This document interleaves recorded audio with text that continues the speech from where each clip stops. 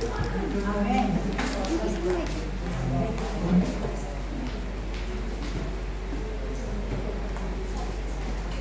Amen. Magandang hapon po sa ating lahat.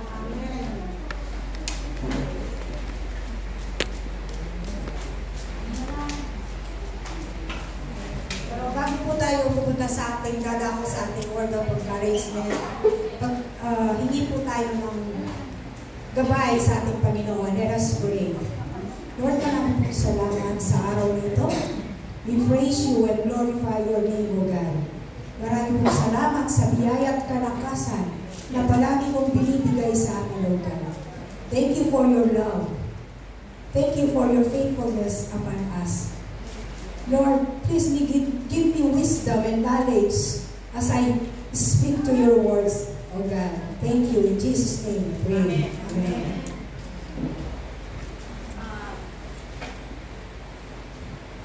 Ang sa ano po, yung word of encouragement ko po, tungkol sa atin. As a member, si Pastor, as a member of the church. Ang ano po niya ay community and connectivity is a vital for churches. Importante po sa church yung community and connectivity. Yung community po, example po yan, yung group of people, yung mga samahan, tulad natin dito sa church. Ito isang uri ng community. So, ito po yung ano natin. Bakit po importante? But before that, sabi po dito, community and connectivity are indeed and vital for the health and growth of a church. They foster a sense of belonging, support, and shared purpose among members, encouraging spiritual growth and engagement. Dito po, nagpapakita po dito ng sense of belonging. Yung kabilang po kayo dito sa church. Hindi po kayo nag-iisa. Yung nag-encourage po tayo tungkol sa ating spiritual growth and engagement. Yung makisama po kayo. Kabilang po kayo kung ano yung engagement, kung ano po yung mga okasyon na gagawin natin dito sa church. As a member, the church ability is to reach out para maabot po at makasama ang, lalo na po yung bagong member. To reach out the new member, no? Hindi po siya maalis, hindi po siya ma-out of place, hindi po siya ma-isolate. Bagkus po, i-welcome natin po siya. I-welcome natin po siya na hindi siya, porque bago po siya, yun po ang mas importante. Kung bago po siya, mas lalo po natin i-welcome. Strengthening the overall church as a member of as a family member. Ginagawa po ng church ang lahat ng membro. Especially po nga yung bago pa lang, yung may sama sa lahat ng mga gawain. Tulad yan, kanina, si April. Nakapag, ano na po siya, scripture reading. Little by little, makakaano po yan as a church member. Naano po natin sila. Yung pong, kabilang po talaga sila. Meron po silang turno para sa atin. Hindi po, bigyan po natin sila ng chance as a member, as a new member of the church. Amen. Amen. Sabi po nga sa Hebrews 10 verse 24 to 25, encourages believers to consider how to stimulate to one another, to love and to guide deeds, not neglecting to meet together, but encouraging one another. Sabi po dyan, huwag natin kalimutan o kaligtaan ang pagdalo sa ating mga pagtitipon.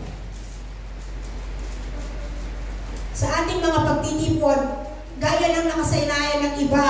Sa halip, palakasin natin ang loob ng isa't isa, lalo na ngayong nakikita natin na malapit na ang araw ng Panginoon. So, gumawa na tayo ng mabuti. Dahil malapit na ang dumating ang Panginoon. Sabi nga po, ang sense of belonging po, ang church ay mayroong importance po yan. Importance how community and connectivity. Mayroon po siyang importance. Bakit po siya importante?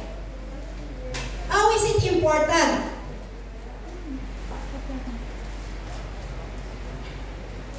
Ang church po ay mayroong, unang-una, mayroon po siyang sense of belonging and support.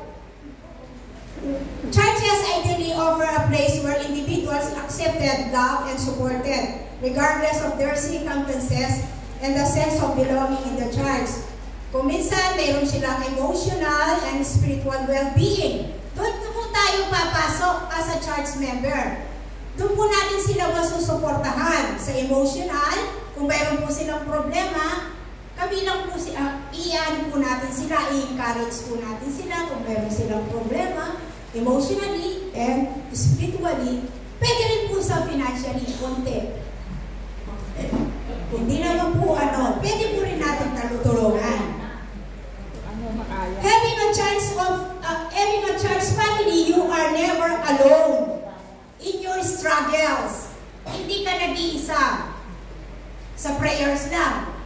Malaking tulong na yun as a church member. Whether you're facing a crisis or celebrating a milestone in your church community to offer emotional support and encouragement. Number 2 is the spiritual growth. Dito po tayo. Bakit po tayo nandito sa church? Weekly, every Sunday. Through spiritual growth. Nag-aano na po yung level natin as we are spiritually growing. A desire to spend time with God to learn more about Him. Paano po tayo yan? Through discipleship, Bible study, and to fellowship, to give and pay, para lalo po natin lumalim yung relasyon natin kay Lord. Hindi lang po nag-church tayo, magkakaroon po rin po tayo ng mga Bible study, fellowship, or yun nga po, yung discipleship ni Pastor. Hindi po yan. Sabi nga po sa 1 Peter 2 verse 2, like newborn babies, itong bagong panganak, crave pure spiritual milk. Tulad po niyan, kung bago ka pa lang, parang, uhaw ka sa salita ng Diyos. Palagi natin yung dahil bago ka, uhaw ka sa salita ng Diyos. Like a newborn babies crave pure spiritual milk, so that by it may grow up in your salvation. Gaya po ng sanggol, kayo'y nananabik sa dalisay ng gatas ng espiritual upang lumago tayo sa ating kaligtasan. Upang lumago po tayo sa ating kalaman. Sa salita ng Diyos. Amen. As a church community member, pangatlo po yung overcoming isolation. Ito po yan. Kung minsan, para hindi po tayo ma-isolate, hindi po siya ma-out of place yung member natin. Welcome. Sa palagi ko po, overcome isolation within the church. Focus on building connections. Iko-connect natin siya, palagi din natin silang kakausapin para in the next time, babalik sila. Feel po nila na very welcome sila sa ating church. Amen po ba? Amen. Isahin po natin, initiating conversation, yung kausapin natin, support them so we can cultivate a stronger relationship between the new member as a sense of belonging. Nung nasa sense po niya, kabilang pala ako dito, kahit bago pa lang ako dito. Parang matagal na ako dito sa church. So, in the future, papalagi po siyang babalik-babalik hanggang sa nababaptize na siya, tulad din na kabago pa lang, ni na siya rin, nabaptize na, tulad din namin, o nabaptize na sa kami, we consider as truly member, a family member of this church. Amen. Ito pong number 4 is spiritual growth and maturity. Ito po yung atin lahat ng ito, nagkakaroon tayo ng nagmamature na po tayo dito. Dahil po palagi natin, na po tayo every week, siguro meron na po yan ng pagbabago as a human being, as a person, as a Christian. Magkakaroon na po tayo ng pagbabago. Ito nga po, sabi niya, emotionally and spiritually, nagpo-progress po tayo. Hindi na po yung dating, yung mga true, pagsasalita, parang may control na. Magko-control ka na. Babaguhin ka talaga ni Lord. Babaguhin ka ni Lord physically, emotionally, lahat. Kung pupunta ka sa church, be presentable. Yun, isang pagbabago yun sa Panginoon. Yung pupunta ka sa church, be presentable dahil si Lord ang haharapin mo. Be presentable as a human, as a Christian. Amen. Binabago po tayo as a person. Yung maturity po natin, lahat yan, meron ng pagbabago. And then we have knowledge and scripture. Dati po, yan, yung mga knowledge and scripture through this Bible verse. Dati po, ako, ilan lang po ang alam kong Bible verse, yung only the begotten Son. But because I am now member of this community, lahat na lang, maaano mo, mababasa mo. And kapag nakakita ka ng verse, iaano mo yan. Pag-aaralan mo yan hanggang sa mamememorize mo yan. Thanks God. Marami na rin po akong na-memorize through this Bible verse. Amen. Ang ano po natin, one verse a day. Sa ating cellphone po, may nilitaw yan. Sa isang araw, meron po tayong Bible verse. Try nyo lang po. Huwag nyo i-skip. Basahin nyo po para maano po tayo, ma-educate po tayo sa mga Bible verse. And number 5, ito po yung steadfast and in faith. Signifies spiritually stability and reliance during trials. Yung faith po natin hindi magbabago. Lalo po ngayon, kailangan nga, sabi nga, kung kailan ka lumalapit kay Lord, nagkakaroon ka ng trials. Susubukan ka ni Lord kung gaano kaano sa faith niya, sa paniniwala niya. Kahit anong mangyari, kahit anong mangyari, may tutulong sa'yo, hindi ka pababayaan. Lalo na si Lord, hindi ka niya pababayaan. Amen. Amen. Spiritually, ito po, tulad nga nito, steadfast in faith, hindi po tayo, dito po sa church na to, hindi po kaya, kahit anong mangyari, hindi po natin, tulad halimbawa po, nagkakaroon tayo, kumisan, nagkakaroon ng problem dito sa church, no? Yung ano natin, wag nating iyan yung church. Magpapatuloy tayo para kay Lord. Hindi para sa mga tao, para kay Lord. Magpapatuloy tayo. Amen? Hindi natin iiwan si pastor. Hindi natin iiwan ang church on the rock. Lahat yan. Love natin ang church on the rock. Amen. And number 6, service and leadership. As a servant, leaders focus on the needs of their community members, seeking under their aspiration, challenges, and fears. Supportan po natin sila. Huwag natin silang pabayaan matakot. O tulad yan. Halimbawa, may mga bagong dating, yung mga nangangailangan ng tulong, tinutulungan natin sa lahat ng ating makakaya. Ang spiritual growth and maturity po ay magkakaroon ng transformation, may pagbabago. Binago po tayo niyan ng spiritual growth natin. Magkakaroon ng transformation. Babalik po tayo sa spiritual growth, no? Magkakaroon po ng transformation yan as a Christian. Sabi nga po sa 2 Corinthians 5 verse 17, hindi po ba?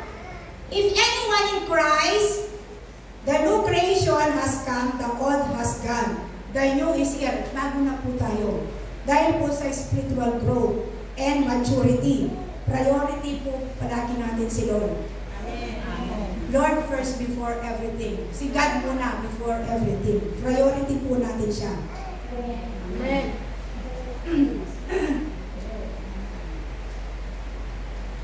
Ito po yung ano natin, yung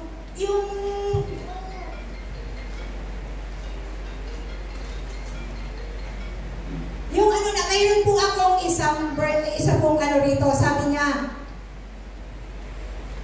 alone we can do so little, together we can do so much. Kapag isa ka lang, hindi mo magagawang mag-isa. Kaya nga yung church natin, mayroong community, mayroon tayong connectivity. Wag yung mag-aano po tayo. Halimbawa, kapag may mga gawain, o kapag mayroong mga programs, kailangan po tayo, connected po tayo. Saan yan? Lahat po tayo may mga group. Hindi po ba? Hindi po kayo ma-isolate. Meron po tayong Women's of Faith, Men's of Faith, yung group chat ng Church on the Rock. To be connected. Palagi po tayong connected. Hindi lang po tayo connected sa community natin, sa church. Connected po tayo palagi kay Lord. Amen po ba? Kaya nga po, ito po yung conclusion as a community member. Carry each other's burden, and in this way, you will fulfill the law of Christ. Magtulungan kayo sa pagbubuhat ng pasanin ng bawat isa. Sa ngayong paraan, matutupad ninyo ang kautusan ni Kristo. Marami pong salamat.